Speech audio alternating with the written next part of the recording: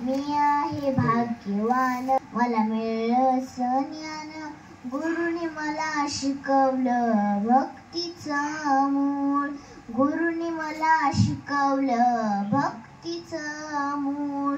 गुरु माझे देव त्यांच्या पायाची मी धूळ, गुरु माझे देव त्यांच्या पायाची मी धूळ. रक्ताचं नाही रक्तापलीकडचं नात, रक्ताचं नाही रक्तापलीकडचं नात. गुरु मला भेटले हो देवाच्या रूपात, गुरु मला भेटले हो देवाच्या रूपात. मी आहे भाग्यवान, मला मिळालं ज्ञान, मला मिळालं ज्ञान. प्रत्येक माणसाचं आयुष्य हे खूप चांगलं असतं, परंतु आयुष्यात येणारा चढउतार फार कठीण असतो ना. तनाळी या गावात रत्नाकर महाराजांनी आपल्या इंचगिरी संप्रदायाच्या साह्याने तनाळी हे गाव परम आणि पावन केले आहे. गोरगरिबांची सेवा केली आणि ह्या जगाला परमार्थाचा मार्ग दाखवला. अशा रत्नाकर महाराज यांना माझे कोटी कोटी प्रणाम, माझे कोटी कोटी प्रणाम. गाय वासराला हंबरली तशी माझी रत्नाकर माऊली, तशी माझी रत्नाकर माऊली. 6 मे 1967 साली दाजी महाराजांचा जन्म झाला. दाजी महाराजांच्या वडिलांचे नाव रत्नाकर महाराज असे होते व आईचे नाव कलावती होते. दाजी महाराजांचा जन्म झाला आणि सगळीकडे आनंदाचे वातावरण झाले. दाजी महाराजांना लहानपणापासूनच कीर्तनाचा भजनाचा छंद होता. कलावती आईची पुण्याई कोट्यानुकोटी, कलावती आईची पुण्याई कोट्यानुकोटी. दाजी महाराजेचा पुत्र आला पोटी, दाजी महाराजेचा पुत्र आला पोटी. बनले ते आंधळे काठी, बनले ते आंधळे काठी. आणि कलावती आईची पुण्याई कोट्यानुकोटी, कलावती आईची पुण्याई कोट्यानुकोटी. महाराज आता लहानाचे मोठे होत होते. त्यांचं शिक्षण D.Ed आणि BA पूर्ण झालं होतं. महाराजांना 23व्या वर्षी शिक्षकाची पदवी मिळाली. सगळं काही आनंदात चाललं होतं, जणू की दुधात साखर पडावी. तसा अजून एक क्षण महाराजांच्या आयुष्यात आला, तो म्हणजे अरळी येथे राहणाऱ्या अमृता शिवराय पुजारी यांची मुलगी सुरेखा हिच्याशी लग्न जमवण्यात आलं. 26 एप्रिल 1992 साली सुरेखाताई व महाराज यांचा लग्न सोहळा अगदी थाटामाटात पार पडला. प्रपंच सांभाळत नोकरी करत महाराजांचे दिवस चांगले जात होते. चालत चालत त्यांना रामप्रसाद नावाचा एक मुलगा व तेजस्विनी नावाची एक मुलगी अशी 2 मुलं झाली होती. सगळं काही व्यवस्थित चाललं होतं. सुखा समाधानाचे ते दिवस होते. राहण्यासाठी स्लॅबचं मोठं घरही बांधून तयार झालं होतं. बस आयुष्यात आणखी काय हवं असता. महाराज नोकरी करायचे व सुरेखाताई 1 नंबरची ऊस शेती करायच्या. दोघेही प्रपंचात रमून गेले होते, सुखी समाधानी होते. त्यांना प्रपंचात गुंतवायचं नव्हतं, म्हणून नीतीनेच जणू डाव टाकला. रत्नाकर महाराजांचं निधन झालं. रत्नाकर महाराजांच्या निधनानंतर दाजी महाराजांना व शिवाजी महाराजांना गादीवर बसवण्यात आले. ज्या दिवसापासून दाजी महाराजांना गादीवर बसवण्यात आले त्या दिवसापासून त्यांनी परमार्थाकडे वाटचाल सुरू ठेवली व त्यांनी असा पण घेतला की रत्नाकर महाराजांना 1 वर्ष व्हायच्यात त्यांचं मंदिर बांधून कळस बसवीन. ते त्या पद्धतीने कामही करत होते. तेवढ्याच वेगाने रत्नाकर महाराजांचं मंदिर बांधून तयार झालं होतं.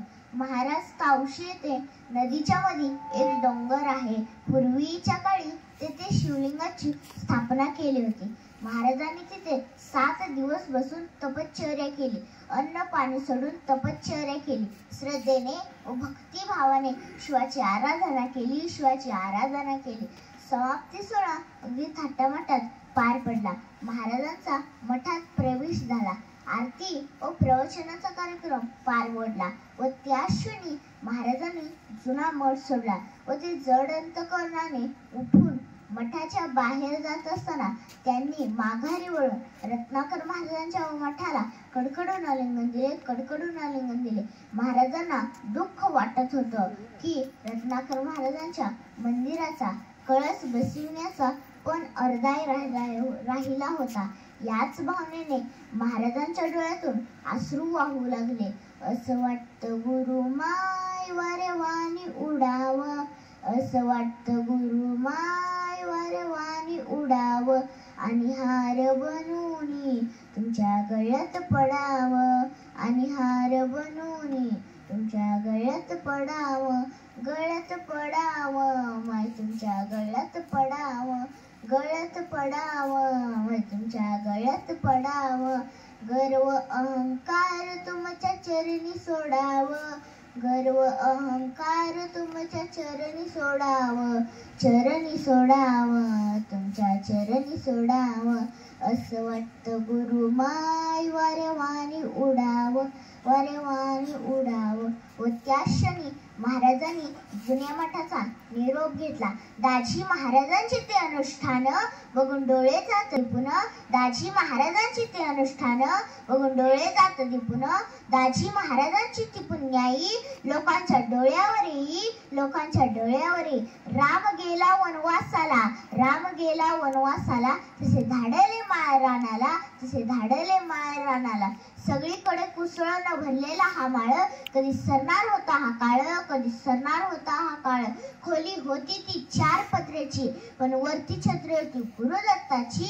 खोली होती ती 4 पत्र्याची, पण वरती छत्री होती गुरुदत्ताची. माळ राणी त्या उगवले उंबर, माळ राणी त्या उगवले उंबर. तेव्हा झाला हा चमत्कार, तेव्हा झाला हा चमत्कार. माळावरती जेव्हा जत्रा भरली तेव्हा तिथे दत्तनगरी उगम पावली, तेव्हा तिथे दत्तनगरी उगम पावली. अशा प्रकारे दत्तनगरची स्थापना झाली. परंतु मठ स्थापन करून जत्रा भरवणे एवढे सोपे नव्हते, कारण माळावरती ना देऊळ होते ना मूर्ती होती. महाराज तेवढे होते. सगळे सुखाचे सोबती असतात, पण जेव्हा दुःख येतं तेव्हा कळतं आपलं कोण आणि परकं कोण. कोणी नव्हतं मदतीला, पण सुरेखा होती सोबतीला, पण सुरेखा होती सोबतीला. सुरेखाताईंनी घराचा त्याग केला आणि त्या आपली 2 छोटी मुले घेऊन त्या 4 पत्र्याच्या खोलीत राहिली. एक खोली स्वयंपाकही तिथेच करायचा, देवही तिथेच ठेवायचे, जेवायच्या मग ती तिथेच बसवायच्या. पण म्हणतात ना, ज्याचं मन मोठं असतं त्याला अख्खं जग सामावतं, त्याला अख्खं जग सामावतं. पैशाच्या कमतरतेमुळे एखाद्या वेळेस बाजार आणायचा राहून जायचा, पण सुरेखाताईंनी कधी महाराजांना त्रास दिला नाही. म्हशीच्या दुधाच्या पगारातून गुपचूप बाजार आणून शिष्यांना जीव घालायची. करावं तेवढं कौतुक कमीच पडेल. त्याच परिस्थितीत महाराजांच्या खांद्यावर अजून एक जबाबदारी पडली, ती म्हणजे कलावती आई आल्या मठावर राहायला. मुलं बाळे यांचा करायचा होता सांभाळ, मुलं बाळे यांचा करायचा होता सांभाळ.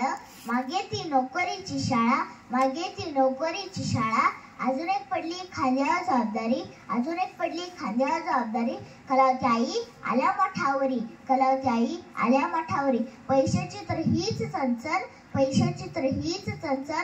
कसे करायचे नीट आईचे आजारपण, कसे करायचे नीट आईचे आजारपण. कात्रीत अडकावी सुपारी, तसा महाराजांचा जीव झाला शंभरी, तसा महाराजांचा जीव झाला शंभरी. आईच्या आजारपणाचा काळ चालू होता.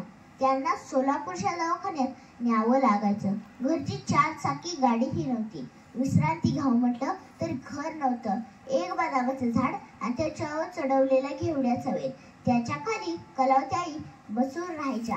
त्यांचाही खूप मोठा त्याग आहे.